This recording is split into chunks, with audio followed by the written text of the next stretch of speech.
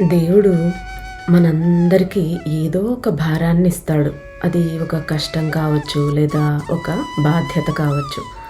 కానీ మనకు మోయలేని భారాన్ని మాత్రం ఎప్పుడూ ఇవ్వడు. మనకు ఆ భారాన్ని మోసే శక్తి ఉంది అని ఆయనకు తెలుసు కాబట్టే ఆ కష్టాన్ని ఇస్తాడు. అది ఎలా అంటే, బంగారం తన అసలైన మెరుపును పొందాలి అంటే అగ్నిలో కాలక తప్పదు. నీకు ఎదురయ్యే కష్టాలు నిన్ను కాల్చటానికి కాదు, నీలోని నిజమైన విలువను లోకానికి చాటడానికి. నువ్వు కరిగిపోవని, స్వచ్ఛంగా మారుతావని ఆయన నమ్మకం.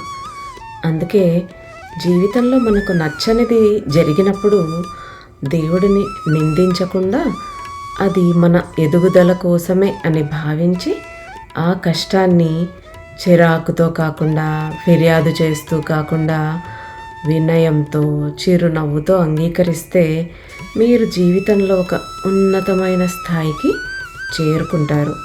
గుర్తుంచుకోండి, మీరు అనుకుంటున్న దానికంటే మీరు చాలా బలవంతులు. దేవుడు మనకిచ్చే కష్టాలు మనల్ని పడగొట్టడానికి కాదు, మనలోని అసలు బలాన్ని మనకే గుర్తు చేయటానికే.